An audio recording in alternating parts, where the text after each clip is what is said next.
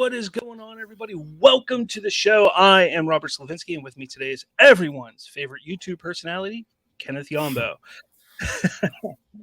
So what's going on, man? How's it been? It's been a little while. It's been a little bit of a hiatus since we last spoke on Me and You, so it's been tumultuous 2 weeks, I feel like, in the news world. But other than that, It's been pretty normal times over here, but plenty to talk about, so ready to get into it. We got plenty to talk about. Yeah, and sorry about last week. Had a family emergency. Had to cancel last minute, unfortunately. But we're back at it today. And for those of you who are new to the show, our setup is pretty simple. The first half of the show consists of a few hot topics from the past week, be it reactions, reviews, newsworthy items. And then our second half is dedicated to a main topic for that week. This week's main topic will be the Marvel Cinematic Universe and what's next. So we're going to discuss that, what's coming this year and beyond, and what our expectations are on how it will affect the overall franchise. So I'm pretty excited to dive into all this today for sure. Let's see. Andrew, how's it going, man? Thanks for joining us, and hopefully you stick around because this is a crazy show. And Andrew, I know you're a big fan of Michael Keaton's Batman. So I am going to be talking a little bit about the Flash movie today. So make sure you stick around. That's a couple things here. Tur isn't here. Love and Thunder trailer. Did something drop and I didn't hear about it? I don't know. I haven't heard anything yet. You're fine. All right. But first up, we're just going to dive into, because we do have a lot to cover here. First thing I want to talk about is Moon Knight. Now, I don't think I've gotten a chance to talk with you at all about it, Ken, about Moon Knight. So what has been your impression so far? We've had 3 episodes. I've enjoyed every episode, but what are your thoughts on it so far? So in the beginning, I'm not going to lie, I was a little trepid. The jumps from in the first episode kind of had me a little off track, a little on my heels, but at right after that, it was it really captivated my attention how it ended and really pushed forward the story. And the latest episode that dropped was pretty good in terms of just honoring Egyptian lore and stuff and of the gods. Something I'm not really too keen on, but just getting that information from the show really shows that you really try to ingrain the show's backbone in the mythology and try to embrace it in a way. And it's something that I appreciate for sure. I shared it with my girlfriend who I was watching with at home, and I pointed out that, they really tried to make this as authentic as possible. And it's something that really puts the show in a really authentic experience for me. And I honestly just can't wait to see how it ends, or can't believe we're at basically the back end of the show at this point. So I wish there were more episodes, but it's killing me, honestly. I don't like the 6 episodes. It just feels like we're just really getting into it. We only got 3 episodes left. Like I said, I loved it. I've loved every episode so far. We're 3 episodes in. Ethan Hawke is absolutely killing it as Arthur. He is doing a phenomenal job, just chewing up every scene that he's in.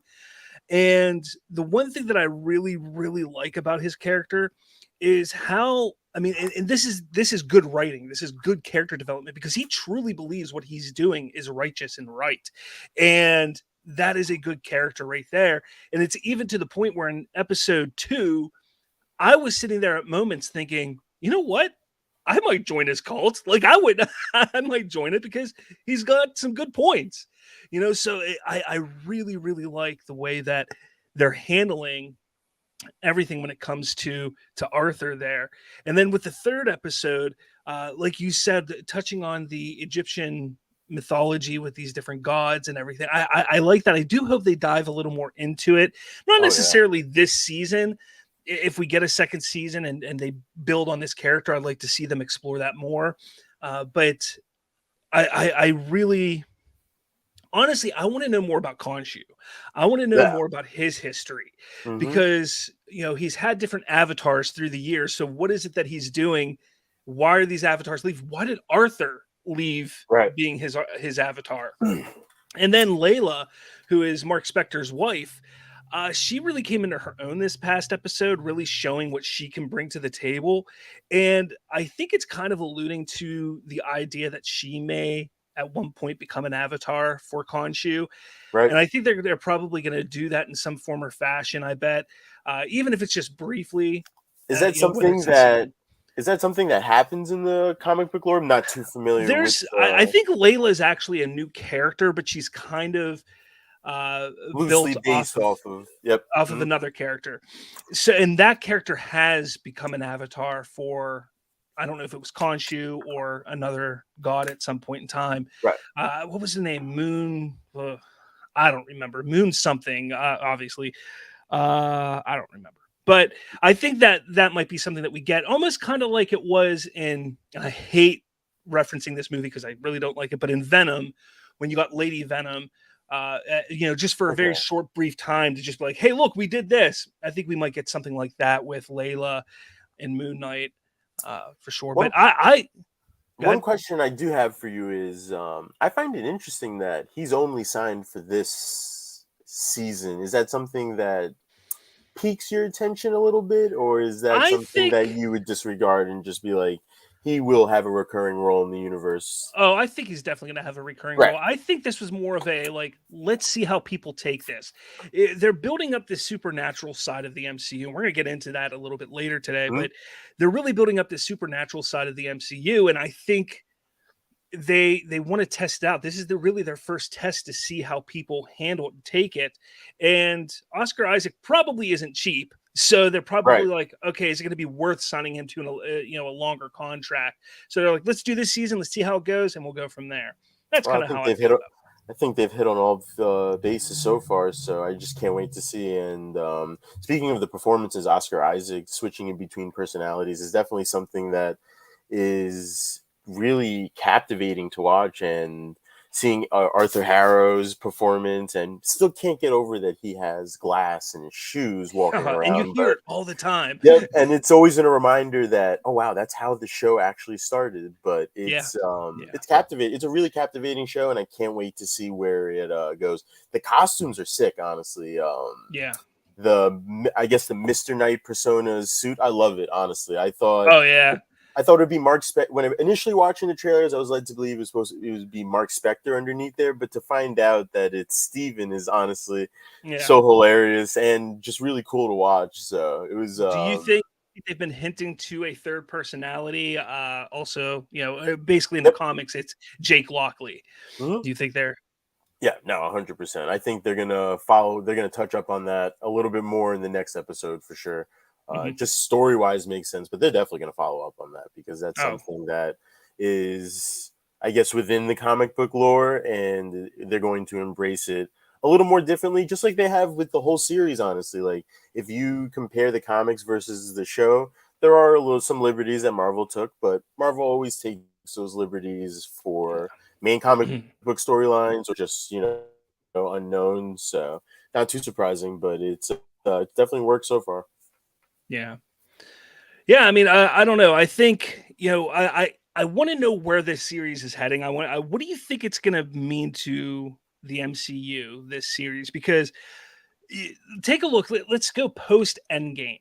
All right. We've had as of now, three major world events happen that people around the world in some capacity have witnessed. We have the celestial being born from the planet and then being turned into stone and is just sticking out of the ocean right now.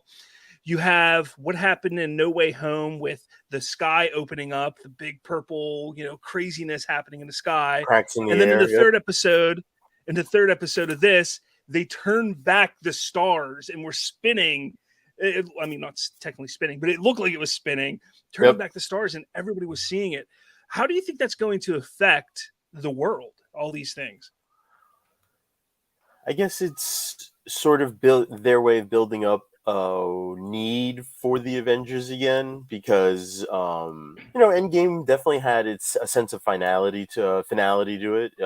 Definitely ended a couple of Avengers story arcs, as everyone knows at this point, and it's pushing the story forward. You seeing the groundwork kind of laid down, almost similar in a Phase 1 sort of way, but just different with the Falcon and the Winter Soldier, like that now anointed the new Captain America, Yeah. and just the way Loki ended and stuff. So they are pushing the universe's storyline forward, and it's something they were just doing it in a different way than what we're used to. They're doing it on the small and big screen. And it's just going to be interesting. I think it's smart to lay off of a Avengers movie for the time being right now, since you basically just had back-to-back Avengers movies in back-to-back years, which is fine with me personally, but just build the hype back up again, and a real world in-universe need for the Avengers, because we'll touch on it later. The future definitely looks like a couple different threats are coming to the MCU, so that require the Avengers' attention. So Yeah, definitely. All right, so we are going to jump to our next topic here. Warner Brothers. We're actually going to jump over to Warner Brothers here, and I'm kind of excited about this topic. Warner Bros. Discovery. Warner Brothers Discovery now, exactly, because the merger is now complete.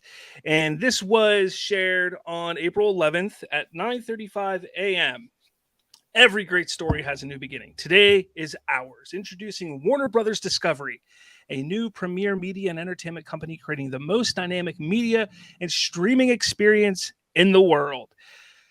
And not only that, but we had David Zaslav talk about it and put out a statement as well, which says, today's announcement marks an exciting milestone, not just for Warner Brothers Discovery, but for our shareholders, our distributors, our advertisers, our creative partners, and most importantly, consumers globally. David Zaslav, president and CEO of Warner Brothers Discovery. So you hear this news. It's finally official. It's been a little more than a year since we first heard that this was going to happen. What are your immediate thoughts on all this? Well, I guess the initial reaction is finally. It's Yeah. something that has been on the docket for a while in terms of things that I've wanted to hear the news about, but just exciting, honestly. It does really truly feel, putting my personal fandom aside, it does truly feel like a new beginning for a company that I believe has definitely taken more than a couple of black eyes over the past, I want to say, even extending past the past 5 years, even the past like decade or 20 years. So it's it's a very recognizable name and brand, and it's something that could use a little bit of healing process, a little bit of reconciliation process with talent for sure, which we'll definitely get into momentarily. But it's definitely what it says as a new beginning. So it's something that I'm embracing for sure, and I can't wait to see what happens, honestly. Yeah. I'm real excited. And, what was even better, we kind of knew it was leading up to this past week, because earlier last week, Ann Sarnoff and Jason Kilar both were announced to be leaving the company prior to the sale being finalized and the merger being complete. And that came to some surprise to some, but to others who've been following this for quite some time, we kind of knew that there's going to be big changes like this going on. Jason Kilar was the head of Warner Media. He made some big, bold decisions with HBO Max that didn't really pan out like he was hoping they would pan out. So it's not surprising that he left. Ann Sarnoff, she was brought in. She was, if I'm not mistaken, wasn't she a pick from Tujahara, the old regime, if I'm not mistaken, or maybe I I'm wrong on that. believe so. I'm not 100. You don't quote me on that one, but I She do may have come believe. from Yeah. the AT&T side. I'm not 100% sure, but her leaving is also, again, not shocking, but there's been some other minor changes that have happened. But the big one that didn't happen that a lot of people were expecting was Toby Emmerich staying at Warner Brothers Discovery. Now, for me, I didn't worry about it because I've realized that he has a contract that ends pretty much at the end of this year. And Zaslav is coming in. He's got to truly assess everything. He's got to sit down and he's got to vet and take some time in picking some people who he wants to potentially be the replacement for Toby Emmerich. Honestly, I'm not too worried about it, but what are your thoughts? Well, I think the timeline is certainly set up for it. This is for lack of a better term, conglomerate. Like, this is something that David needs to break down into infrastructure, see what works, see what doesn't Mhm. work. He definitely borrows some ideas from rival companies, and looking and we'll get into it a little bit in just a little bit, but there's things that are in motion and in play that are his ideas that definitely have this company moving forward in the right direction, I believe. And with Toby Emmerich's contract probably expiring at the end of the year, I think, what would that be? So we're in April, about 8 months, about 7.5, 8 months to go to assess this company, see where it's going forward, and then have a bright new outlook for 2023 to pitch to investors, to pitch, because those quarterly meetings are always so important. But it's going to be something that I believe in 2023 we'll really start to see the ramifications for it, honestly. Yeah, definitely. And I think, there's the people out there. They really are excited and think that David Zaslav is going to come in and really give us an opportunity to see the SnyderVerse restored. And I'm not saying that's not possible. I'm not saying that, to lose hope or anything like that. But from my standpoint, is give it time. Don't think that this is going to be something that gets handled within first few weeks, if at all. Just, be patient. Let things play out the way they need to play out, because he's coming into a bit of a mess. He really is. And we just saw an article today, and let me get that pulled up here, because this is kind of a last minute ad, because it literally released happened right before we were going over pre-production notes for the show, literally. Yeah. And let's see if I can. There we go. DC Films reportedly facing major overhaul following Warner Brothers Discovery merger. Now, Kenneth, you got a chance to write this up for the Culture Nerd website right here. And just quickly, with Warner Brothers Discovery merger now complete, Zaslav's vision for the future of the DCEU appears to be revealed, according to new report from Variety. The big thing that I really want to touch on, where's it at here? And the report, Zaslav is reportedly looking to commence a significant overhaul for the studio's DC film and TV properties. According to Variety sources, the purpose of the overhaul is to essentially get DC its own studio for its comics, TV, and film properties, similar to Marvel Studios. In addition, Zaslav is reportedly keen on having a Kevin Feige-type figure to completely oversee the business strategy and be the connective tissue between multimedia projects. So that is kind of huge in a big way, because right now we know Walter Hamada has been kind of the one overseeing the DC side of things for Warner Brothers. However, it hasn't gone very well since he stepped into that role. The Hamadaverse is, as the fans like to call it, the Hamadaverse is, definitely pointed more towards a comic book lore sort of way, but just hasn't worked, honestly. It's weird having a first half of your universe be a certain palette, and then having the universe that's currently in sight is something that just doesn't mix, honestly. And I know it's fascinating to see, honestly. Yeah, and it does go on to to say that he is still looking for he's looking for candidates to kind of take this on. The Watts, where's it at here? Emma Watts, who's a former film executive of 20th Century Studios and Paramount, she was considered, but she will not take the job. So it's being rumored that he's still hosting meetings with potential people of interest and senior executives to fill a role that would work to only increase DCEU's profile and profits under the new banner. So I do think it's interesting. I think that Emma Watts, I'm kind of happy they didn't go that route. I'm not saying she's not been successful. Now, she did oversee a lot of the X-Men stuff over at 20th Century Fox. You could love it or hate it, however you want to. It's, I quite literally think that's like hit, miss, hit, miss, hit, miss. Yeah. So, but I still think it's better than what we've gotten under Hamada. But I think we need to really hope that Zaslav finds somebody. If this is truly going to be something that is specifically for DC content, that's going to be overseeing the DC brand, I want to get somebody who has been in that world for a while. And there's a lot of people who were trying to say that it was going to be Zack Snyder. That's not going to be it. If you've seen those reports pop up, that's not what's happening. So don't think that's what's going on there. But I think that we need to be patient. I think that's something that is going to come over time. And I think that is when when that happens, that person is going to be the one that is going to help decide to push the Snyderverse forward or to come out and say, no, we're walking away from it. I also don't like the idea of them copying Marvel so much. From a studio aspect, absolutely. Copy the studio aspect Right. of Marvel. Yep. Go for it. But I don't want them to copy their releasing, like how they release things. But I don't know. What do you think on that? Well, I think it's just time will tell, honestly. It's they obviously have HBO Max as kind of like a match to Disney Plus, in a way where they could do Peacemaker type shows off of spin-off shows off of characters that we've been introduced to in the past, present, future of DC.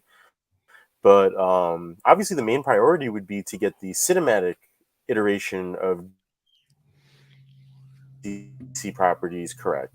And they're in a weird balance. They keep getting misled by, I guess, better reviewed movies, but in the reality, the money has just decreased as release has come.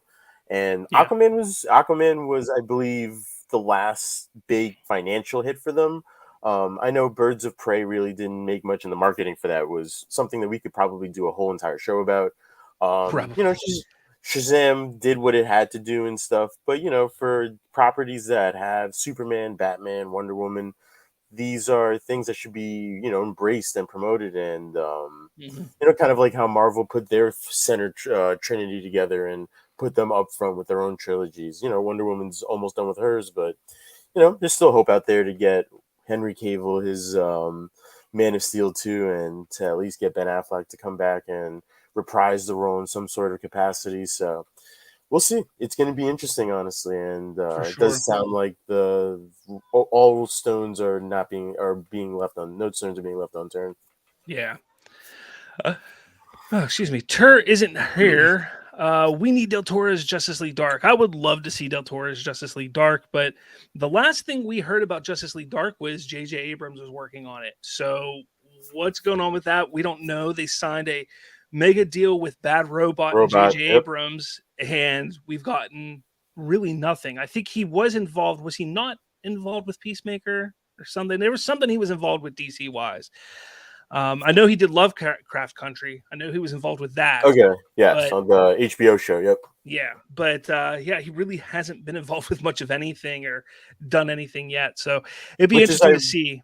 Which I believe is something that David will just kind of piggybacking off the conversation that we just had right now. Like, it's just it bears the question, like, which projects are we going to move forward with? Which projects are we not going to move forward with? Yeah.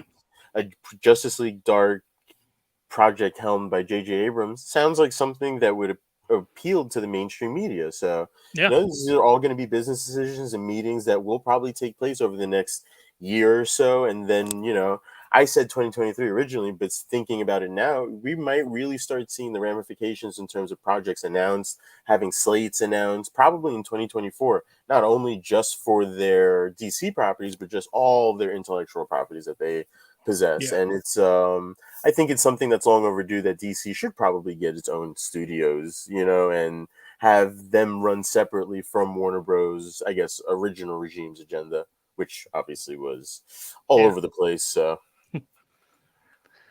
yeah, all right. Now, continuing on with our DC talk, because there's quite a bit that we have to talk about here. I'm going to show this very briefly because I don't know if we're going to get hit for it or what, but I kind of want to show it. There are some leaks of Keaton's Batman right there for Flash and potentially for Supergirl. And this is kind of what it looks like here. It looks very reminiscent of the 89 or more of the 92. I'm sorry, the 92 Batman and a little bit of the 89, because the suit in 92 was a little more muscular, whereas the 89 was more. Yeah. But yeah, so that was leaked today out on social media, which is interesting.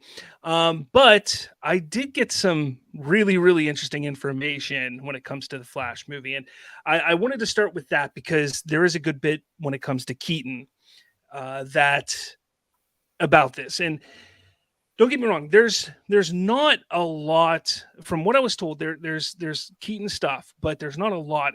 This is more focusing on the Flash and some story beats with them. Now I'm going to start off. I'm just going to kind of hit a few bullet points here, real quick. Again, this is Flash movie, so if you are somebody who doesn't want to know anything when it comes to the Flash, I encourage you to possibly enter the Speed Force. Look away. All right. So now, as of right now, we know that there was a screening that took place a couple weeks ago. Since then, there has been another screening, but not necessarily with like a fan base, or not fan base, but regular people checking it out. I don't know what that's called. I can't think right now. But anyways, so the last time that they showed, there's still no Henry Cavill in it. However, that's not to say that he will not be in the film, because there are multiple cuts of this movie and they're still trying to piece things together, how everything flows effectively. And it could be something that they add in later. However, the beginning of the movie does heavily take place with Batfleck, Ben Affleck's Batman, and the Flash, kind of thwarting some bad guys destroying a building. However, it goes wrong and Ben Affleck's Batman almost dies, but is saved by Wonder Woman. So I think that's kind of cool. We're going to see Wonder Woman. We're going to see Batman. We are going to see some of the other Justice League members as well. It's just hard to imagine that we're not going to see Cavill in this movie, because the only other one that we won't see is Cyborg, but we know the behind the scenes stuff that went on there. But it's really interesting to me. And there's a possibility, but in the first 20 minutes, that's probably where we would see him pop up if he does. So kind of keep that in the back of your mind when you go into that movie. If within the first 20 minutes you don't see Cavill, you probably won't in the movie unless they make a drastic change to the ending. There has been no Black Flash, no Reverse Flash, nothing like that. None of them are the villains of this movie. Essentially, and I have to say, this stems back to probably last year sometime, where Taylor from the Culture Nerd said, like, Flash is essentially his own villain in this. Flash and Time. Those are the villains of this movie.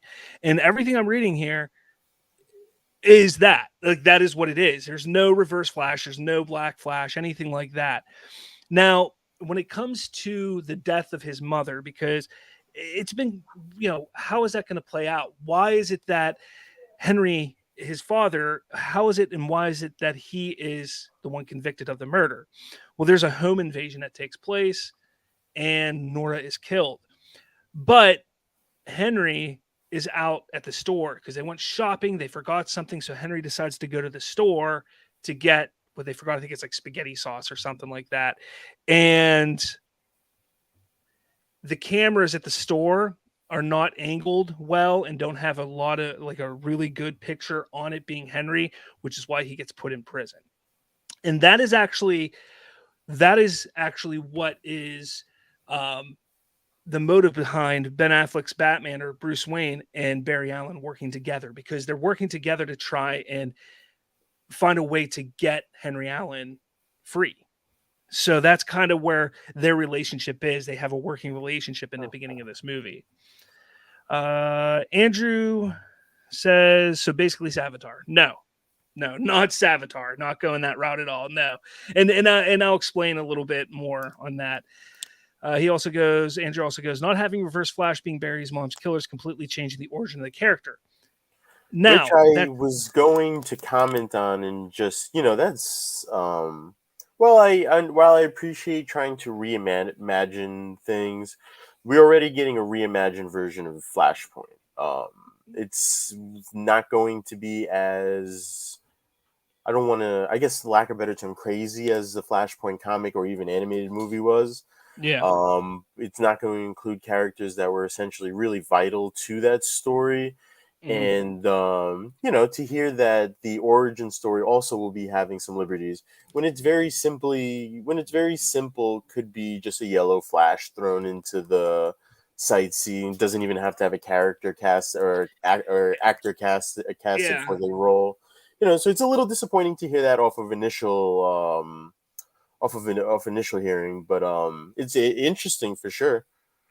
Yeah, I think, and honestly, I'm not going to sit there and say it's not possible that it isn't Reverse Flash. It could be Reverse Flash. We don't necessarily, from what I'm told, do we see the murder happen? We may not see the murder. It may happen off screen, and they just may say it was a home invasion. Right. Okay. Right. No, man, that makes sense. So it still could be. Again, I'm going off of what I have here. I didn't see it. If I saw it, I could say, oh, that, but I didn't see it.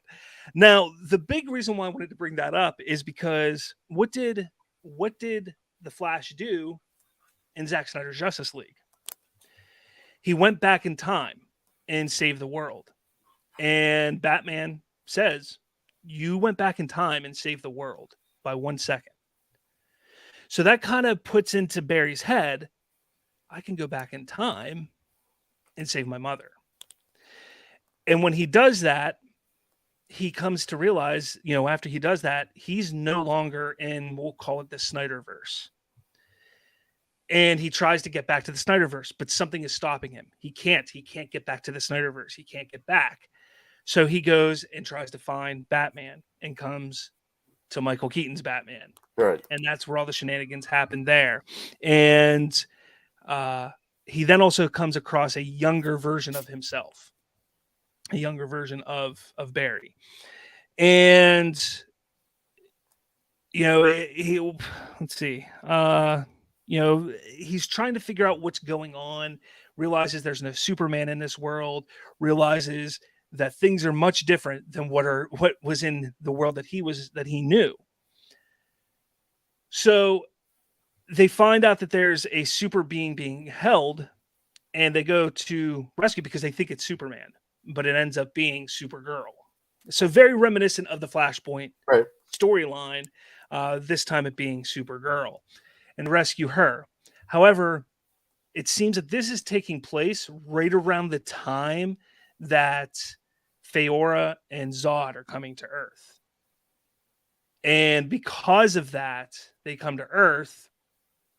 Supergirl fights Zod and Feora. I don't know. I wasn't told what happens there. But I do know, or they did say that Supergirl kind of holds her own and really does a good job. Keaton's Batman. This is, I know, what a lot of people wanted to hear. This is the little bit that I have about Keaton's Batman. The suit that he has, which I just showed you, allows him to be a lot more agile than he was when we saw him last in 1992. However, his tech, his gadgets, all of that still seem dated to today's standards, but he is a lot more capable than what we've seen in the past. So that kind of makes me excited to see what they can do with his Batman. And, I know he'll be an aging Batman, but it would be cool to see him maybe not just turn like this. Right. No, I think just seeing him and following up on that universe is going to be something that's going to be really nostalgic and cool for people. I know that I will be rewatching Michael Keaton's Batman movies right before the Flash movie, and makes sense. Just wanted to touch upon something that you brought up earlier, which is kind of interesting to me. Is so he is aware that if he acknowledges that he is aware of traveling back in time, doesn't that make Zack Snyder's Justice League canon to the Flash more than the 2017 version of it? Sorry about that. No. Everything, like, I have Apple everything now, so it was like my phone went off, my computer went off, my iPad went off. I gotta fix that. All right. Say what you're saying again. I'm sorry, I lost track. Kind of lost track too. I'm not even gonna lie. I kind of just I was reading the comment down below when you were contemplating Yeah. it, but So real quick, Andrew, even though Michael Keaton is 70, his bat suit can let him fight better. It's not that the bat suit is making him fight better. It's that it's giving him a little more flexibility than what we've seen in the past. So we showed that suit, and you can actually, I can actually see on that suit, like it does look like it would form a little bit better to allow him to move better than what the suits did in the early 90s. So I'm okay with that. I don't think it's going to be like Batman: The Dark Knight Rises, where he puts on like a contraption on his leg so he can kick and break cinder blocks or anything. I don't think it's anything like that. oh, I touched upon what we were just talking about. So I was just saying, or touching upon a comment that you said that. So he makes or Batman makes a comment about time travel, and that Oh he yes. references that it's in the past. Oh, to Zack Snyder's Justice League. So that is kind of something that is, and I've heard it two different ways, that it's in the movie, but it can also be out of the movie. They haven't decided if they're going to connect this to the Snyder Cut or to Justice League. And they kind of, that was Affleck. Affleck's influence was to add that part into the movie because he is a supporter of Zack. He loved what Zack was creating. So whenever he had the script, he kind of was like, well, I want this added. Let's do this for me to sign on. And that's when it was added. However, they did do alternate takes. So I think ultimately it's going to come down to what works better in the movie. And essentially, when we've said this before, and I hate using this word, so I'm going to use a different one. This is reestablishing the DC universe in a way where some of the past events are no longer part of the main continuity. So even if they mention Justice League, by the time this movie ends, that's no longer part of that main continuity. Same with Zack Snyder's Justice League. It's no longer, after this movie, it's no longer part of the main continuity. So that's, one way you can take it. You can look at it like, okay, they're referencing the Snyder Cut. Cool. But ultimately it doesn't really matter which one they reference at all. So that's kind of a thing. Andrew asks, is this the Batman Wayne from Batman 89 and Returns? By all accounts, yes. It is the same Batman. We would assume so.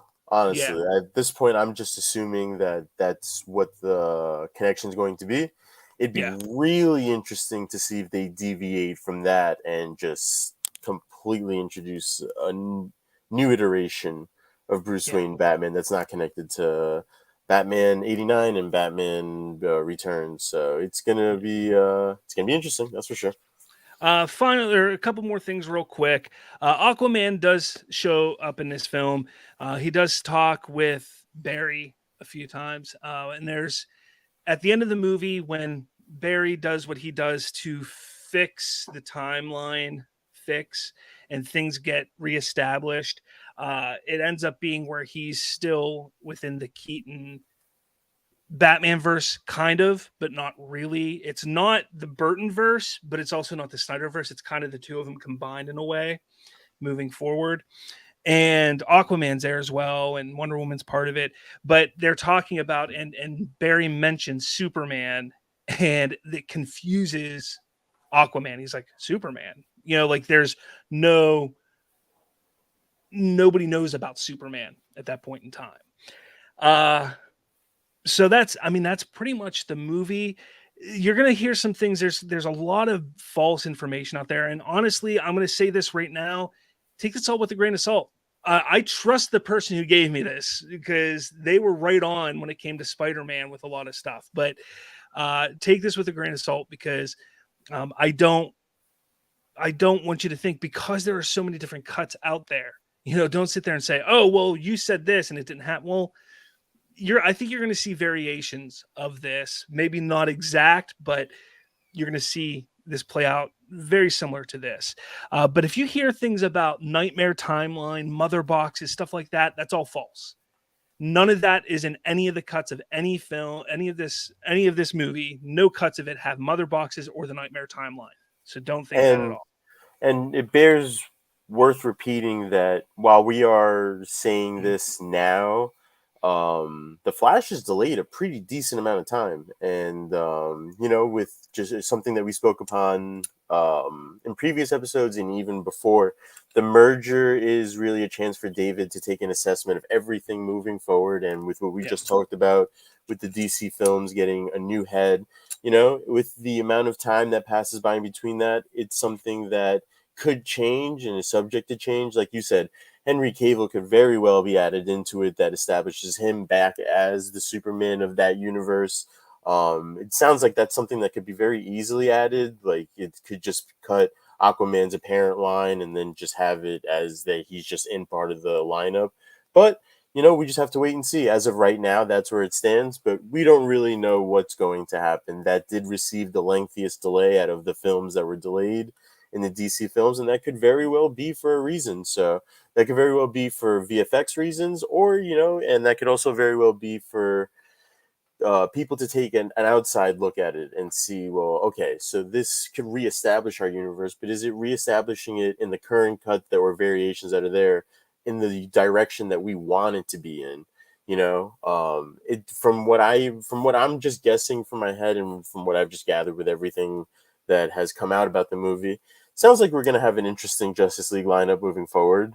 And, not something that I'm totally against, but, I think it's going to be something that is going to be taken under consideration. It doesn't sound like it would be a big chunk of the movie that would have to get changed. Sounds like truly it would just have to be like the ending that would need to be tweaked here and there. But I think it's something that is subject to change. So like you said, take it with a grain of salt now, but in 6 months, we could be talking about reports of like massive reshoots happening. So just gotta wait and see on that one. Yeah, you're not wrong. And Andrew says one of the great things about Batman '89 was that it was its own thing, and technically that's still going to be the case. It's still going to be its own thing because even when this movie ends, it's not that it's the Keatonverse, it's not that it's the Snyderverse. It is a new reestablished DC universe moving forward. And I wish so bad that I could tell you what I know for this film. There's something that truly, to me, just makes me excited for the future more than I've been to this point. But I promised I wouldn't say anything. It's really freaking cool. I hope to God that they keep that bit in the film, because I think people are going to walk out of the theater like, holy shit. And yeah, I Something can't. that just points the arrow towards the future in a way. In a way, yes. But also the past. Remember, we're talking about a Flash movie here, so Right. the future as well as the past. So I really, really wish I could talk about it, but I can't. So just know that if it's in the movie when they release it, if they keep it in the film, everybody, whether you're a fan of what DC's doing now, whether you're a fan of the Snyderverse, whatever it is, I truly think that this will excite everybody. So keep that in mind. I had a side question for you, completely not scripted at all. But if you were heading the Flash franchise, would you have included the Reverse Flash or even the Black Flash as the villain? Like, do you like the direction that they're going, seeming that it's like really buries the villain in a way, like it's just a mirror, like physically a mirror, but also like metaphorically a mirror, like he caused this, so like I honestly would have punched James Gunn in the head and said, why the hell did you kill off Captain Boomerang? I would have utilized Captain Boomerang and maybe someone like Leonard Snart Yep, in I this totally first agree. film. Totally agree. And not saying that they would be working together, have one of them as the main villain and one of them as kind of like a minor villain in the film, but really to establish the Flash in Central City, to establish that he is somebody that is to be, a hero. And it seems like this movie, while, what I've heard is exciting me now, it kind of skips that, where Okay. instead of seeing him become a hero in his own city, he's now just a hero of the world, So which is the way the world unfolds when you introduce characters the way that they did. But it's Yeah. something that was it was opposite of the Marvel approach, which is what I appreciated about it. I liked, in the beginning I was a little skeptical, but I liked the way the universe was heading, with where everything was going, and it's just really interesting that there are rumors that if Snyder was given his chance or is given his chance to realize his past plans, this would have ended with the Flash going back in time and just resetting the whole universe, similar to Justice League Dark Apocalypse, where he just goes and just resets the universe anyway. So I guess patience probably would have just led to this movie anyway, but things unfolded the way that they did, and we're just gonna have to see how it unfolds. I believe next June. So Yeah, no, absolutely. Oh man, what did I do?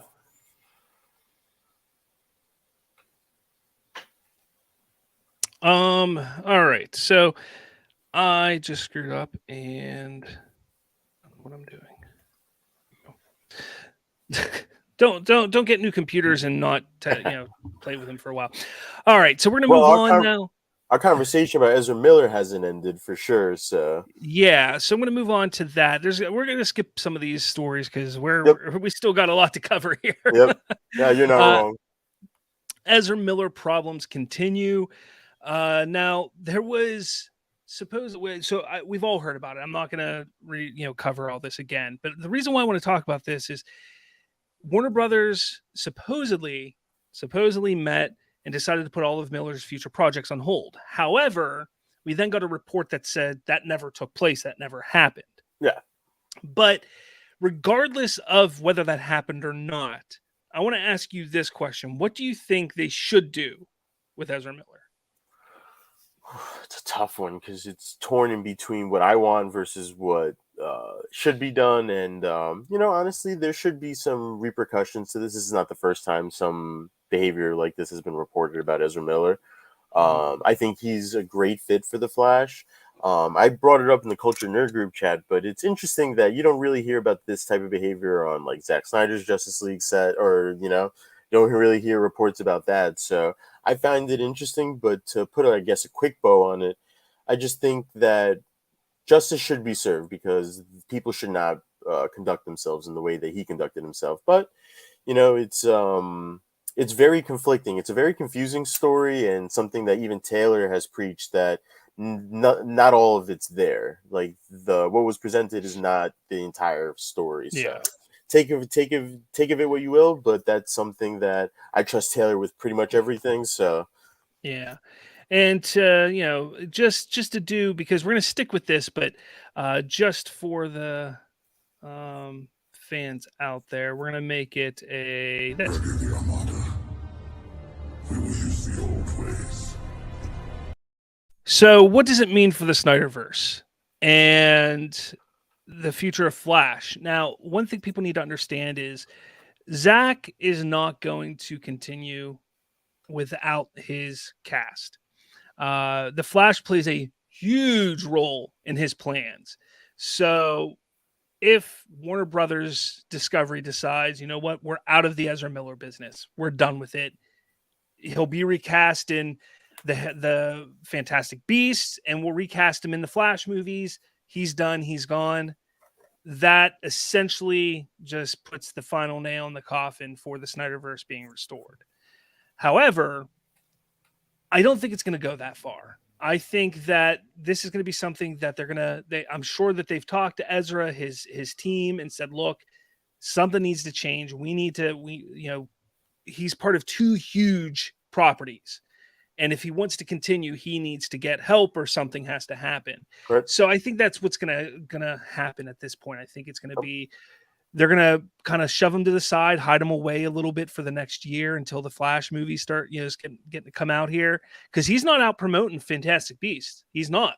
Really? Okay. So I figured, honestly. Yeah. So they'll probably wait until the Flash. He'll go and promote that, and that's when we'll see his reemergence, and people will mostly forget what happened. So I think that's about where it ends for that. So those who are excited about the SnyderVerse and and are worried about what's going on with Ezra Miller, yeah, you do have some reason to worry, but give it time. Give it time. I think we'll be okay though over time. All right. So what we're gonna do, we're gonna jump ahead now. There's a bunch of other stories I'm just gonna skip over because I don't want to go too long over an hour here. But we're gonna get to our main topic, and our main topic is the Marvel Cinematic Universe. What's next? And I know that you've been pretty excited and been wanting to talk about this for a couple weeks. Obviously, I'm going to kind of go down this list here, this initial list here, which is kind of like the immediate stuff that's next. Right now, we have Moon Knight going on, which I think I've been telling a lot of people that is the beginning of the supernatural side of the Marvel Cinematic Universe, which I'm over the moon about. No pun intended. I can't wait to see how that all goes. But what are your thoughts? I mean, we talked about it a little bit ago, but do you think that's the doorway for the supernatural side, and where do you think that's going to go? I think it's going to be one of the doorways. We were, I don't want to say fooled by Marvel's WandaVision being the gateway to like the multiverse, because we weren't, but it really was Loki that was our gateway to the multiverse. And while I do believe Moon Knight will have some sort of significance in terms of introducing us to the supernatural side that pulls in Blade, that pulls in quite possibly Ghost Rider or even Daredevil or many other characters. It's going to be a wait and see approach, honestly. And I think they're playing it smart, but I also do believe that unexpectedly there could be avenues for them to pop up in maybe even Doctor Strange in the Multiverse of Madness. Even you just never really know, honestly. So, but I do think Moon Knight will establish some sort of introduction to it, but I do believe we will get follow-ups sooner rather than later. For sure. The next thing, we got Doctor Strange in the Multiverse of Madness, which is quite possibly the biggest movie of this year that's coming out. I know for me, it is the movie that I'm looking forward to the most this year. It's less than a month away at this point. I got my tickets. Hopefully you got yours. Yes, I did. 7:30 p.m. So what do you think is going to happen with this movie? Like, what do you think? Not so much in the movie, but the outcome. How do you think it's going to affect the cinematic universe? Well, thinking about what we were just talking about in The Flash, I think it's going to quite possibly have room to reestablish a little part of the Marvel Cinematic Universe. With what I believe we're at in the timeline, I do believe that with the end of Loki, the timelines are collapsing on each other, or there's just bunch of it's either they're collapsing on each other or the branches are just reaching unstable levels. So it's obviously Doctor Strange is going to follow up on that, because I do believe when the gateway to the multiverse is open, he's going to realize that the multiverse is in the state that we saw it at the end of Loki. And it's, as the title assumes, madness. That's what I expect. I'm a little curious about the running time. A couple months ago, it was rumored that 2 hours and 6 minutes. 6 minutes. But a couple months ago, it was definitely rumored that it was supposed to be closer to Spider-Man No Way Home, Infinity War in a way towards type of runtime, which would have made sense given the rumored amount of just...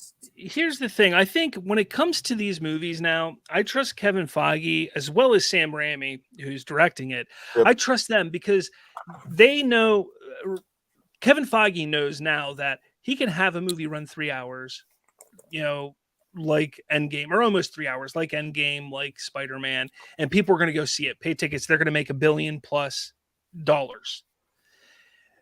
But he's also smart enough to know that you don't just make it 3 hours to make it 3 hours. You make a story, and if it needs a 3-hour runtime, then you make it have a 3-hour runtime. But if you make a movie, you make a story, and it fits that 2-hour mark, then you make it fit that 2-hour mark. And I think, if Sam Raimi came and said, look, I think we need to add an extra 20, 30 minutes, Feige would probably sit back and say, okay, I mean, you've been doing this long enough. Let's take a look and see what we can do. And I trust the both of them. And I'm not worried that, again, with credits, you're probably figuring that the movie's only going to be, 2 hours, 6 minutes. So you're probably looking at an hour and 45 to hour and 50 minutes really is how long the movie is. So that's not crazy. I think it's fine. Maybe an hour and 55 minutes. I think he'll be fine. I'm not that worried about that at all. Do you think that there is a rated R version of the movie somewhere in the No. archives? No. Okay. No. I saw that pop up online a couple weeks ago. I was like, that'd be Uh, interesting. I mean, it'd be interesting, but I don't think. Again, it's not something that Feige has It's ever really done. into. So Yeah. why would you do it now? I have heard some interesting theories about who the real villain is. Obviously people say it's Wanda. Some are saying that it's Doctor Strange himself. Some are saying some other things. I heard a really interesting one, which I don't think is the case, but they're saying it's Nightmare. Because in a couple of the trailers, they talk about nightmares Nightmares. constantly Yep. in these trailers. So I thought that would be kind of cool if that ended up being the case. But and that this multiverse that they're traversing is more in their minds and their nightmares than actually in real life, which I think would be a slap in the face to a lot of fans. But Oh, it's 100%. but I want to know what everybody else's feelings are on who the villain is. So leave a My comment. dark horse is Dormammu. That'd be interesting. I mean, he wasn't the big villain in the first one, but he was there, Yep. So I guess it would. It'd I guess it be could work.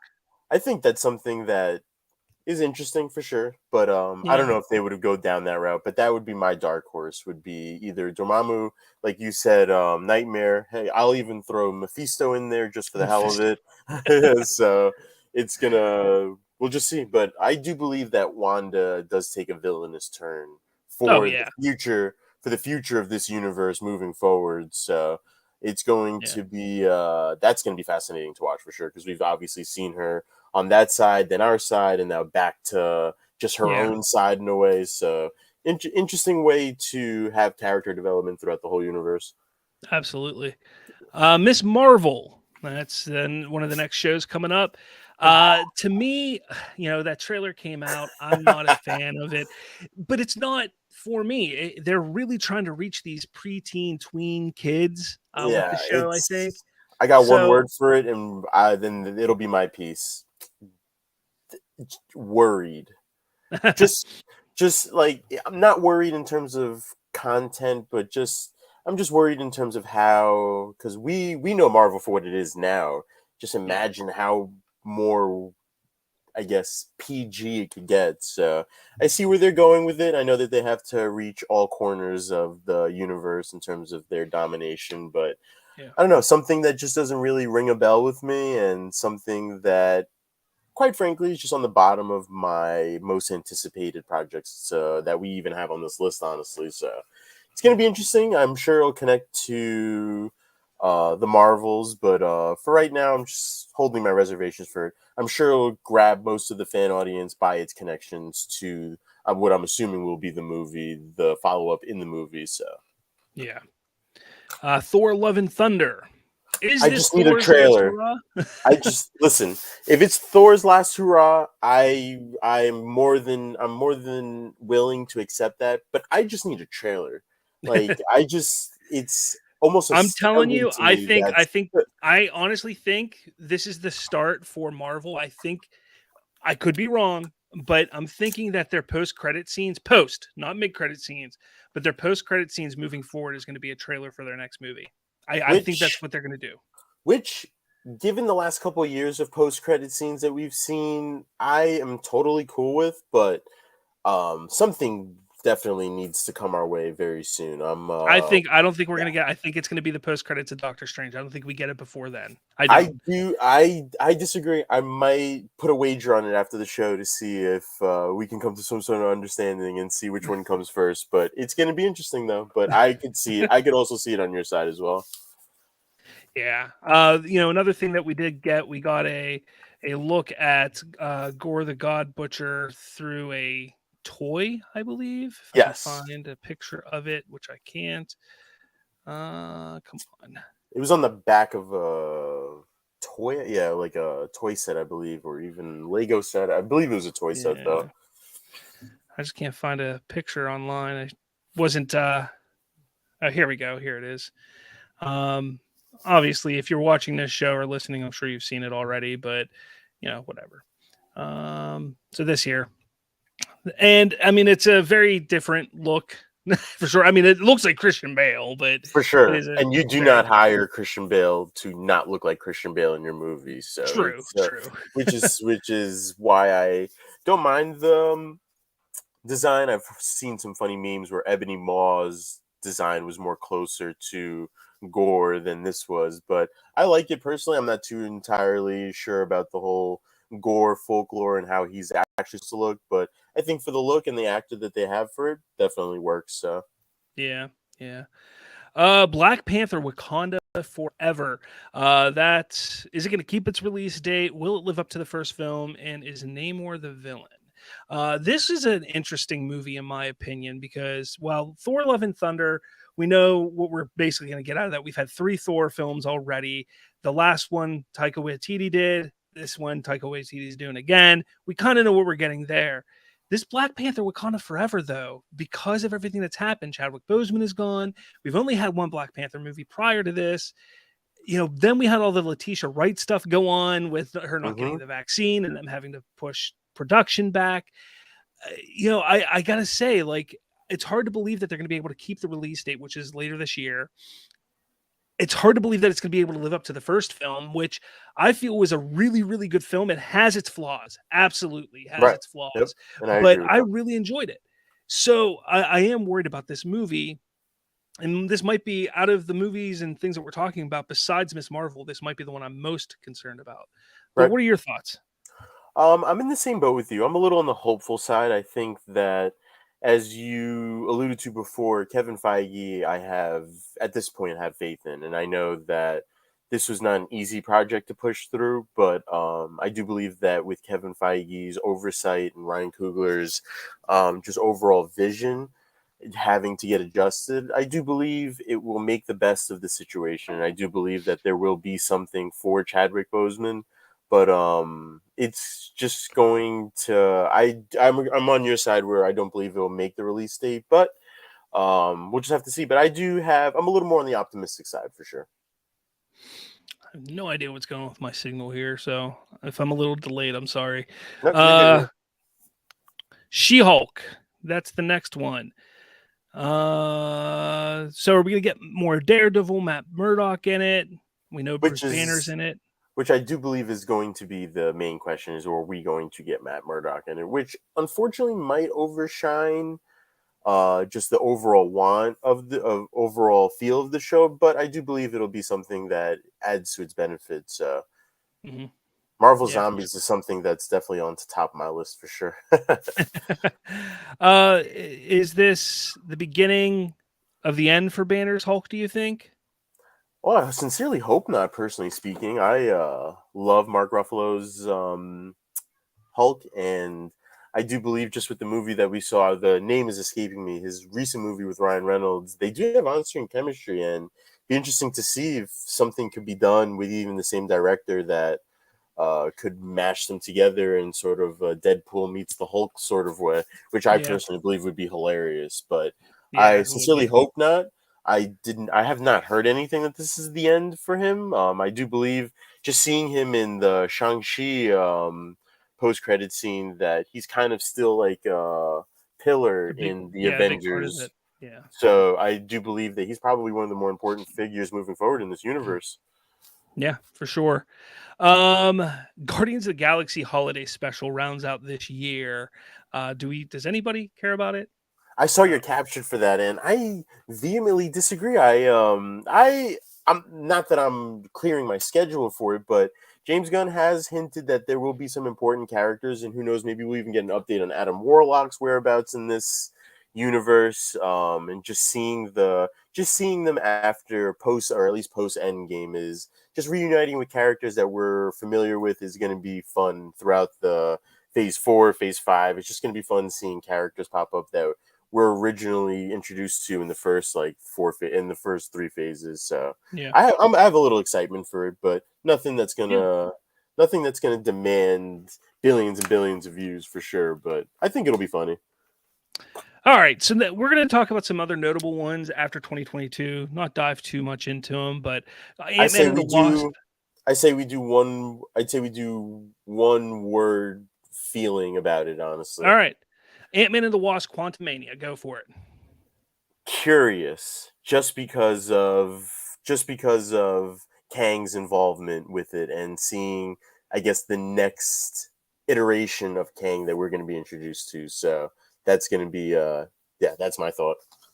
Yeah, that was more than one word, but I concur. I agree with you. The Marvels. All right, I'll go first. Worried. I'm not worried, but I don't really care. I don't care. I didn't want to say it, but there you go. Yeah, I don't care. I wasn't a fan of the first Captain Marvel. Same. It was decent for what it was, but I don't really care about this one. And whether people want to agree with me or not, I think that they changed their plans when Brie Larson was starting, like her stock was going down. Fans are not a big fan of hers, and I think they adjusted their plans for, instead of having a Captain Marvel 2, they decided to make this the Marvels. I think that's just my opinion. Guardians of the Galaxy Volume 3. Finality. Redemption. Secret Invasion. Excited. Yeah. I think it's gonna be awesome. Loki season 2. Even more excited. Curious. I'm gonna go curious on that one. Blade. Intrigued. High excitement for me, but that goes with the supernatural stuff. How I'm all excited. Deadpool 3. I don't know. Like just MCU question mark. Just questions that have to obviously be answered. Yeah. Fantastic Four. Redemption. Deadpool 3 for me. I'm excited, but Fantastic Four. Redemption.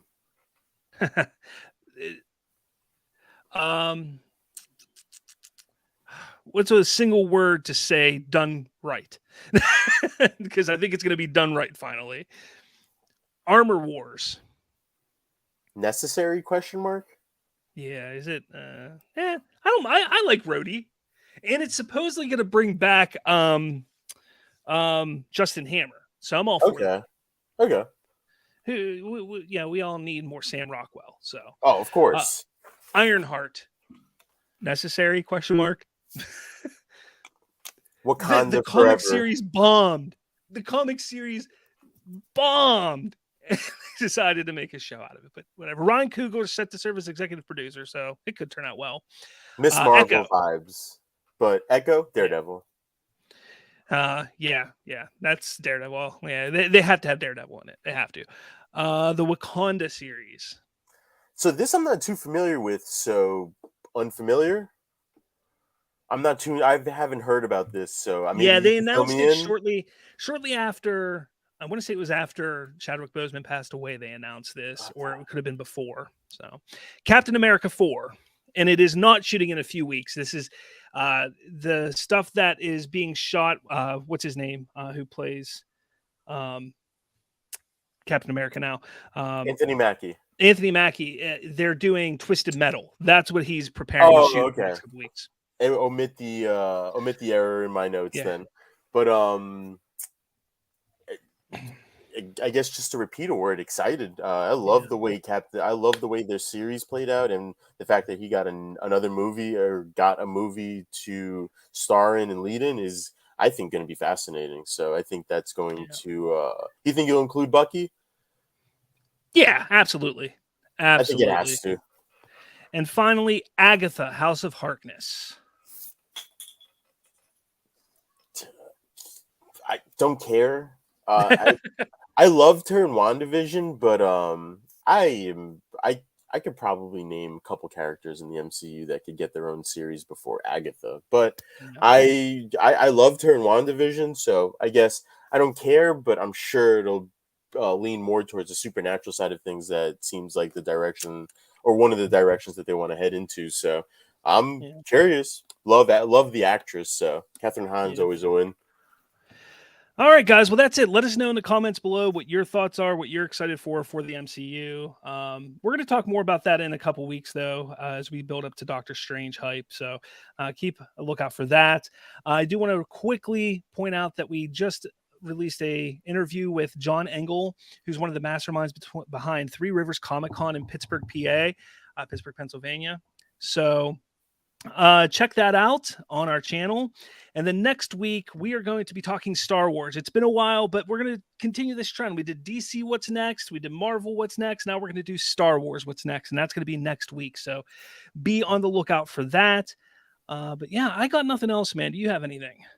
No, covered everything as timely as we could. So yeah, just can't wait to see what the week of news brings, and stay tuned on the Cultured Nerd to find out whatever is going on in that world. So, all right, guys. Well, with all that said, thank you so much for watching, and we'll talk at all of you later.